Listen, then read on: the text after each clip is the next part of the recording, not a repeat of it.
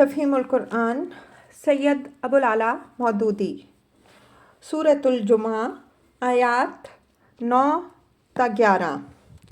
اعوذ باللہ من الشیطان الرجیم، بسم اللہ الرحمن الرحیم۔ یا ایھا الذین آمنوا، اے لوگوں جو ایمان لائے ہو، اذا نودی للصلاۃ من یوم الجمعہ، جب پکارا جائے نماز کے لیے جمعے کے دن۔ تفسیر۔ اس فقرے میں 3 باتیں خاص طور پر توجہ طلب ہیں۔ ایک یہ کہ اس میں نماز کے لیے منادی کرنے کا ذکر ہے، دوسرے یہ کہ کسی ایسی نماز کی منادی کا ذکر ہے جو خاص طور پر صرف جمعے کے دن ہی پڑھی جانی چاہیے، تیسرے یہ کہ ان دونوں چیزوں کا ذکر اس طرح نہیں کیا گیا کہ تم نماز کے لیے منادی کرو اور جمعے کے روز ایک خاص نماز پڑھا کرو، بلکہ انداز بیان اور سیاق و سباق صاف بتا رہا ہے کہ نماز کی منادی اور جمعے کی مخصوص نماز دونوں پہلے سے جاری تھیں۔ البتہ لوگ یہ غلطی کر رہے تھے کہ جمعے کی منادی سن کر نماز کے لیے دوڑنے میں تساہل برتتے تھے اور خرید و فروخت کرنے میں لگے رہتے تھے۔ اس لیے اللہ تعالیٰ نے یہ آیت صرف اس غرض کے لیے نازل فرمائی کہ لوگ اس منادی اور اس خاص نماز کی اہمیت محسوس کریں اور فرض جان کر اس کی طرف دوڑیں۔ ان تینوں باتوں پر اگر غور کیا جائے تو ان سے یہ اصولی حقیقت قطعی طور پر ثابت ہو جاتی ہے کہ اللہ تعالیٰ رسول اللہ صلی اللہ علیہ وآلہ وسلم کو کچھ ایسے احکام بھی دیتا تھا جو قرآن میں نازل نہیں ہوئے، اور وہ احکام بھی اسی طرح واجب الاطاعت تھے جس طرح قرآن میں نازل ہونے والے احکام۔ نماز کی منادی وہی اذان ہے جو آج ساری دنیا میں ہر روز 5 وقت ہر مسجد میں دی جا رہی ہے، مگر قرآن میں کسی جگہ نہ اس کے الفاظ بیان کیے گئے ہیں، نہ کہیں یہ حکم دیا گیا ہے کہ نماز کے لیے لوگوں کو اس طرح پکارا کرو۔ یہ چیز رسول اللہ صلی اللہ علیہ وآلہ وسلم کی مقرر کردہ ہے۔ قرآن میں 2 جگہ صرف اس کی توثیق کی گئی ہے، ایک اس آیت میں، دوسرے سورہ مائدہ کی آیت 58 میں۔ اسی طرح جمعے کی یہ خاص نماز جو آج ساری دنیا کے مسلمان ادا کر رہے ہیں، اس کا بھی قرآن میں نہ حکم دیا گیا ہے، نہ وقت اور طریقے ادا بتایا گیا ہے۔ یہ طریقہ بھی رسول اکرم صلی اللہ علیہ وآلہ وسلم کا جاری کردہ ہے، اور قرآن کی یہ آیت صرف اس کی اہمیت اور اس کے وجوب کی شدت بیان کرنے کے لیے نازل ہوئی ہے۔ اس صریح دلیل کے باوجود جو شخص یہ کہتا ہے کہ شرعی احکام صرف وہی ہیں جو قرآن میں بیان ہوئے ہیں، وہ دراصل سنت کا نہیں خود قرآن کا منکر ہے۔ آگے بڑھنے سے پہلے جمعے کے بارے میں چند امور اور بھی جان لینے چاہیے۔ جمعہ دراصل ایک اسلامی اصطلاح ہے۔ زمانہ جاہلیت میں اہل عرب اسے یوم عروبہ کہا کرتے تھے۔ اسلام میں جب اس کو مسلمانوں کے اجتماع کا دن قرار دیا گیا تو اس کا نام جمعہ رکھا گیا۔ اگرچہ مورخین کہتے ہیں کہ کعب بن لؤی یا قصی بن کلاب نے بھی اس دن کے لیے یہ نام استعمال کیا تھا کیونکہ اس روز وہ قریش کے لوگوں کا اجتماع کیا کرتا تھا۔ فتح الباری۔ لیکن اس کے اس فعل سے قدیم نام تبدیل نہیں ہوا تھا، بلکہ عام اہل عرب اسے عروبہ ہی کہتے تھے۔ نام کی حقیقی تبدیلی اس وقت ہوئی جب اسلام میں اس دن کا یہ نام رکھا گیا۔ اسلام سے پہلے ہفتے کا ایک دن عبادت کے لیے مخصوص کرنے اور اس کو شعار ملت قرار دینے کا طریقہ اہل کتاب میں موجود تھا۔ یہودیوں کے ہاں اس غرض کے لیے سبت ہفتے کا دن مقرر کیا گیا تھا، کیونکہ اسی دن اللہ تعالیٰ نے بنی اسرائیل کو فرعون کی غلامی سے نجات دی تھی۔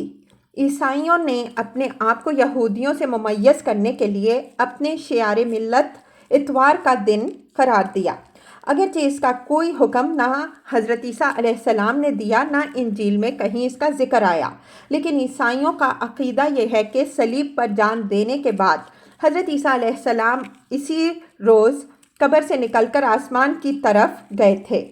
اسی بنا پر بعد کے عیسائیوں نے اسے اپنی عبادت کا دن قرار دے لیا، اور پھر 321 ईस्वी में रूमी सल्तनत ने एक हुक्म के ज़रिए से इसको आम तातील का दिन मुकर्रर कर दिया।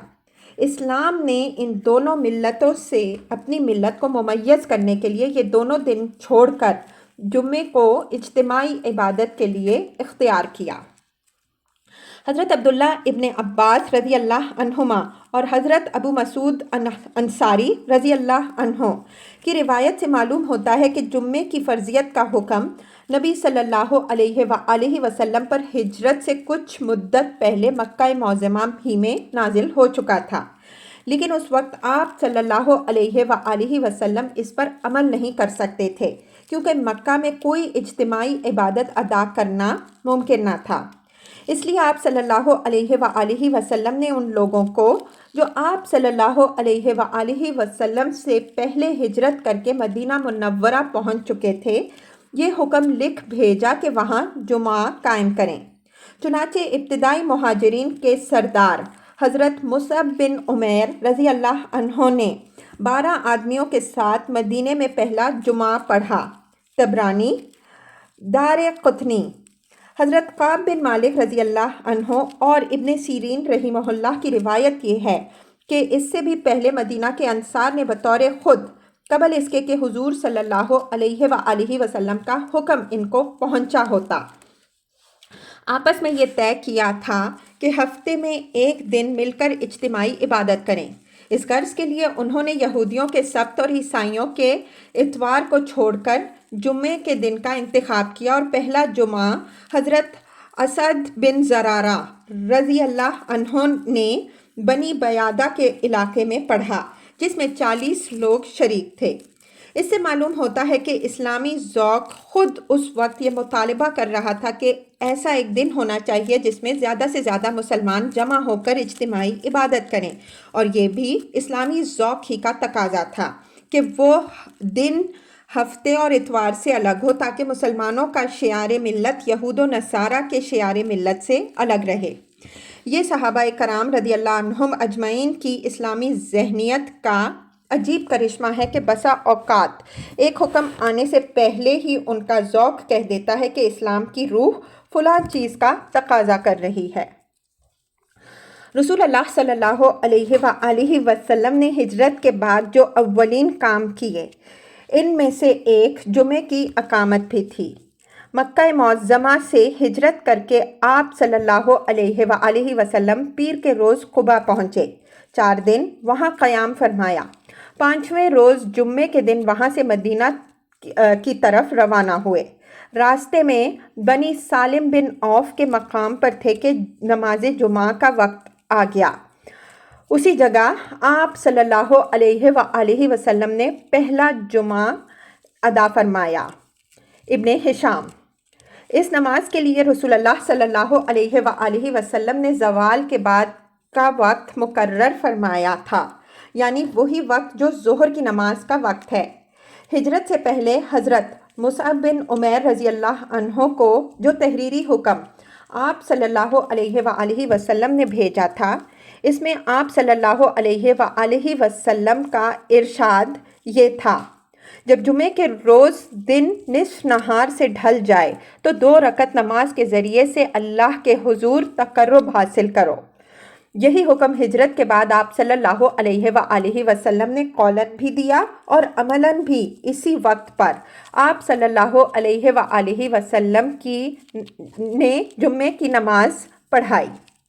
हज़रत अनस रज़ी अल्लाह अन्हो, हज़रत सलमा बिन अक़ूर रज़ी अल्लाह अन्हो, हज़रत जाबिर बिन अब्दुल्ला रज़ी अल्लाह अन्हो, हज़रत ज़ुबैर बिन अवाम रज़ी अल्लाह अन्हो, हज़रत सहल बिन साद रज़ी अल्लाह अन्हो, हज़रत अब्दुल्ला बिन मसूद रज़ी अल्लाह अन्हो, हज़रत अम्मार बिन यासिर रज़ी अल्लाह अन्हो और हज़रत बिलाल रज़ी अल्लाह अन्हो से इस मज़मून की रिवायात कुतुब हदीस में मनक़ूल हुई हैं कि हुजूर सल्लल्लाहु अलैहि वसल्लम जुमे की नमाज ज़वाल के बाद अता फरमाया करते थे। ये अमर भी आप सल्लल्लाहु अलैहि वसल्लम के अमल से साबित है कि उस रोज़ आप सल्लल्लाहु अलैहि वसल्लम ने ज़ोहर की नमाज के बजाय जुमे की नमाज पढ़ाते थे। اس نماز کی صرف 2 رکعتیں ہوتی تھیں اور اس سے پہلے آپ صلی اللہ علیہ وآلہ وسلم خطبہ ارشاد فرماتے تھے۔ یہی فرق جمعے کی نماز اور عام دنوں کی نماز ظہر میں تھا۔ حضرت عمر رضی اللہ عنہ فرماتے ہیں، تمہارے نبی صلی اللہ علیہ وآلہ وسلم کی زبان مبارک سے نکلے ہوئے حکم کی روح سے مسافر کی نماز 2 رکعت ہے، فجر کی نماز 2 رکعت ہے اور جمعے کی نماز 2 رکعت ہے۔ یہ پوری نماز ہے، قصر نہیں ہے، اور جمعے کو خطبے کی خاطر ہی مختصر کیا گیا ہے۔ جس اذان کا یہاں ذکر ہے اس سے مراد وہ اذان ہے جو خطبے سے پہلے دی جاتی ہے، نہ کہ وہ جو خطبے سے کافی دیر پہلے لوگوں کو یہ اطلاع دینے کے لیے دی جاتی ہے کہ جمعے کا وقت ہو چکا ہے۔ حدیث میں حضرت سائب بن یزید رضی اللہ عنہ کی روایت ہے کہ رسول اللہ صلی اللہ علیہ وآلہ وسلم کے زمانے میں صرف ایک ہی اذان ہوتی تھی اور وہ امام کے ممبر پر بیٹھنے کے بعد دی جاتی تھی۔ حضرت ابو بکر رضی اللہ عنہ اور حضرت عمر رضی اللہ عنہ کے زمانے میں بھی یہی عمل ہوتا رہا۔ پھر حضرت عثمان رضی اللہ عنہ کے دور میں جب آبادی بڑھ گئی تو انہوں نے پہلے ایک اور اذان دلوانی شروع کر دی جو مدینہ کے بازار میں ان کے مکان پر دی جاتی تھی۔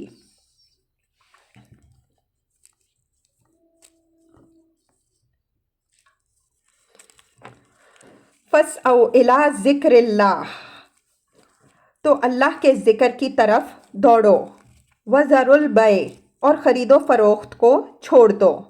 تفسیر۔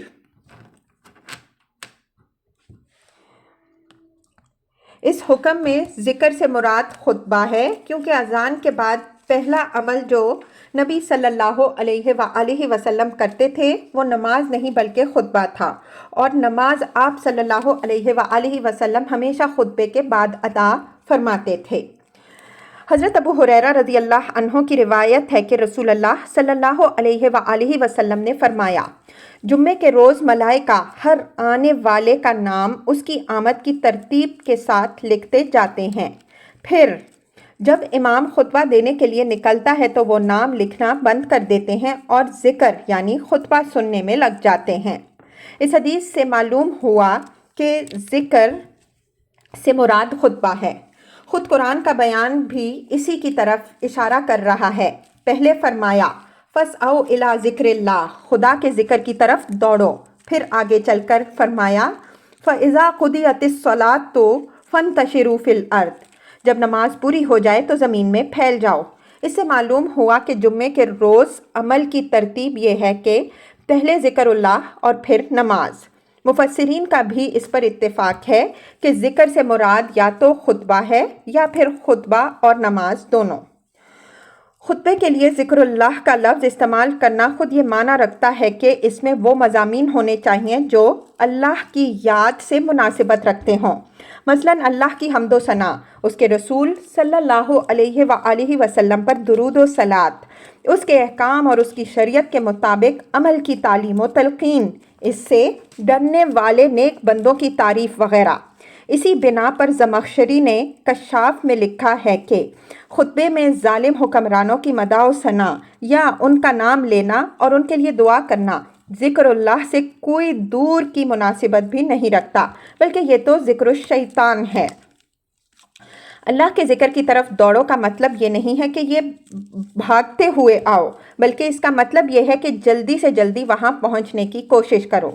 اردو زبان میں بھی ہم دوڑ دھوپ کرنا، بھاگ دوڑ کرنا، سرگرم کوشش کے معنی میں بولتے ہیں، نہ کہ بھاگنے کے معنی میں۔ اسی طرح عربی میں بھی سعی کے معنی بھاگنے ہی کے نہیں ہیں۔ قرآن میں اکثر مقامات پر سعی کا لفظ کوشش اور جد و جہد کے معنی میں استعمال ہوا ہے، مثلاً لیس للانسان الا ما سعی ومن اراد الآخرة وسعى لها سعيها فلما بلغ معه السعي وإذا تولى سعى في الأرض ليفسد فيها۔ مفسرین نے بھی بالاتفاق اس کو اہتمام کے معنی میں لیا ہے۔ ان کے نزدیک صحیح یہ ہے کہ آدمی اذان کی آواز سن کر فوراً مسجد پہنچنے کی فکر میں لگ جائے، اور معاملہ صرف اتنا ہی نہیں ہے، حدیث میں بھاگ کر نماز کے لیے آنے کی صاف ممانعت وارد ہوئی ہے۔ حضرت ابو ہریرہ رضی اللہ عنہ کی روایت ہے کہ رسول اللہ صلی اللہ علیہ وآلہ وسلم نے فرمایا، جب نماز کھڑی ہو تو اس کی طرف سکون و وقار کے ساتھ چل کر آؤ، بھاگتے ہوئے نہ آؤ۔ پھر جتنی نماز بھی مل جائے اس میں شامل ہو جاؤ، اور جتنی چھوٹ جائے اسے بعد میں پورا کر لو۔ صحاح ستہ۔ حضرت ابو قتادہ رضی اللہ عنہ انصاری فرماتے ہیں، ایک مرتبہ ہم حضور صلی اللہ علیہ وآلہ وسلم کے پیچھے نماز پڑھ رہے تھے کہ یکایک لوگوں کے بھاگ بھاگ کر چلنے کی آواز آئی۔ نماز ختم کرنے کے بعد حضور صلی اللہ علیہ وآلہ وسلم نے ان لوگوں سے پوچھا، یہ کیسی آواز تھی؟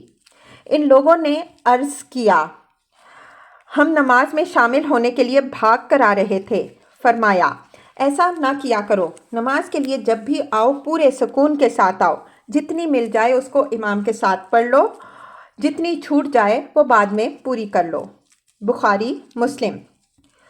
خرید و فروخت چھوڑ دو کا مطلب صرف خرید و فروخت ہی چھوڑنا نہیں، بلکہ نماز کے لیے جانے کی فکر اور اہتمام کے سوا ہر دوسری مصروفیت چھوڑ دینا ہے۔ بیع کا ذکر خاص طور پر صرف اس لیے کیا گیا ہے کہ جمعے کے روز تجارت خوب چمکتی تھی، آس پاس کی بستیوں کے لوگ سمٹ کر ایک جگہ جمع ہو جاتے تھے، تاجر بھی اپنا مال لے لے کر وہاں پہنچ جاتے تھے، لوگ بھی اپنی ضرورت کی چیزیں خریدنے میں لگ جاتے تھے۔ لیکن ممانعت کا حکم صرف بیع تک محدود نہیں ہے، بلکہ دوسرے تمام مشاغل بھی اس کے تحت آ جاتے ہیں، اور چونکہ اللہ تعالیٰ نے صاف صاف ان سے منع فرما دیا ہے، اس لیے فقہائے اسلام کا اس پر اتفاق ہے کہ جمعے کی اذان کے بعد بیع اور ہر قسم کا کاروبار حرام ہے۔ یہ حکم قطعی طور پر نماز جمعہ کے فرض ہونے پر دلالت کرتا ہے۔ اول تو اذان سنتے ہی اس کے لیے دوڑنے کی تاکید بجائے خود اس کی دلیل ہے، پھر بیع جیسی حلال چیز کا اس کی خاطر حرام ہو جانا یہ ظاہر کرتا ہے کہ وہ فرض ہے۔ مزید برآں ظہر کی فرض نماز کا جمعے کے روز ساقط ہو جانا اور نماز جمعہ کا اس کی جگہ لے لینا بھی اس کی فرضیت کا صریح ثبوت ہے، کیونکہ ایک فرض اسی وقت ساقط ہوتا ہے جب کہ اس کی جگہ لینے والا فرض اس سے زیادہ اہم ہو۔ اسی کی تائید بکثرت احادیث کرتی ہیں، جن میں رسول اللہ صلی اللہ علیہ وآلہ وسلم نے جمعے کی سخت ترین تاکید کی ہے اور اسے صاف الفاظ میں فرض قرار دیا ہے۔ حضرت عبداللہ بن مسعود رضی اللہ عنہ کی روایت ہے کہ حضور صلی اللہ علیہ وآلہ وسلم نے فرمایا، میرا جی چاہتا ہے کہ کسی اور شخص کو اپنی جگہ نماز پڑھانے کے لیے کھڑا کر دوں اور جا کر ان کے گھر جلا دوں جو جمعے کی نماز پڑھنے کے لیے نہیں آتے۔ مسند احمد، بخاری۔ حضرت ابو ہریرہ رضی اللہ عنہ، حضرت عبداللہ بن عباس رضی اللہ عنہ اور حضرت عبداللہ بن عمر رضی اللہ عنہ کہتے ہیں کہ ہم نے جمعے کے خطبے میں حضور صلی اللہ علیہ وآلہ وسلم کو یہ فرماتے سنا ہے، لوگوں کو چاہیے کہ جمعہ چھوڑنے سے باز آ جائیں، ورنہ اللہ ان کے دلوں پر ٹھپا لگا دے گا اور وہ غافل ہو کر رہ جائیں گے۔ مسند احمد، مسلم، نسائی۔ حضرت ابو الجعد زمری رضی اللہ عنہ، حضرت جابر بن عبداللہ رضی اللہ عنہ اور حضرت عبداللہ بن ابی اوفا کی روایات میں حضور صلی اللہ علیہ وآلہ وسلم کے جو ارشادات منقول ہوئے ہیں، ان سے معلوم ہوتا ہے کہ جو شخص کسی حقیقی ضرورت اور جائز عذر کے بغیر محض بے پرواہی کی بنا پر مسلسل 3 جمعے چھوڑ دے، اللہ اس کے دل پر مہر لگا دیتا ہے۔ بلکہ ایک روایت میں تو یہ الفاظ ہیں کہ اللہ اس کے دل کو منافق دل بنا دیتا ہے۔ حضرت جابر بن عبداللہ رضی اللہ عنہ کہتے ہیں کہ حضور صلی اللہ علیہ وآلہ وسلم نے فرمایا، آج سے لے کر قیامت تک جمعہ تم لوگوں پر فرض ہے۔ جو شخص اسے ایک معمولی چیز سمجھ کر یا اس کا حق نہ مان کر اسے چھوڑے، خدا اس کا حال درست نہ کرے، نہ اسے برکت دے۔ خوب سن رکھو، اس کی نماز نماز نہیں، اس کی زکوٰۃ زکوٰۃ نہیں، اس کا حج حج نہیں، اور اس کا روزہ روزہ نہیں، اس کی کوئی نیکی نہیں جب تک کہ وہ توبہ نہ کرے، پھر جو توبہ کر لے اللہ اسے معاف فرمانے والا ہے۔ اسی سے قریب المعنی ایک روایت طبرانی نے اوسط میں ابن عمر رضی اللہ عنہ سے نقل کی ہے۔ علاوہ بری بکثرت روایات ہیں جن میں حضور صلی اللہ علیہ وآلہ وسلم نے جمعہ کو بألفاظ صریح فرض اور حق کے واجب قرار دیا ہے۔ حضرت عبداللہ بن عمر بن عاص کی روایت ہے رضی اللہ عنہ کہ حضور صلی اللہ علیہ وآلہ وسلم نے فرمایا، جمعہ ہر اس شخص پر فرض ہے جو اس کی اذان سنے۔ حضرت جابر بن عبداللہ رضی اللہ عنہ اور ابو سعید خدری رضی اللہ عنہ کہتے ہیں کہ آپ صلی اللہ علیہ وآلہ وسلم نے خطبے میں فرمایا، جان لو کہ اللہ نے تم پر نماز جمعہ فرض کی ہے۔ البتہ آپ صلی اللہ علیہ وآلہ وسلم نے عورت، بچے، غلام، مریض اور مسافر کو اس فرضیت سے مستثنی قرار دیا ہے۔ حضرت حفصہ رضی اللہ عنہا کی روایت ہے کہ حضور صلی اللہ علیہ وآلہ وسلم نے فرمایا، جمعے کے لیے نکلنا ہر بالغ پر واجب ہے۔ حضرت طارق بن شہاب رضی اللہ عنہ کی روایت میں آپ صلی اللہ علیہ وآلہ وسلم کا ارشاد یہ ہے کہ جمعہ ہر مسلمان پر جماعت کے ساتھ پڑھنا واجب ہے، سوائے غلام، عورت، بچے اور مریض کے۔ حضرت جابر بن عبداللہ رضی اللہ عنہ کی روایت میں آپ صلی اللہ علیہ وآلہ وسلم کے الفاظ یہ ہیں، جو شخص اللہ اور روز آخرت پر ایمان رکھتا ہو اس پر جمعہ فرض ہے، الا یہ کہ عورت ہو یا مسافر ہو یا غلام ہو یا مریض ہو۔ قرآن و حدیث کی انہی تصریحات کی وجہ سے جمعے کی فرضیت پر پوری امت کا اجماع ہے۔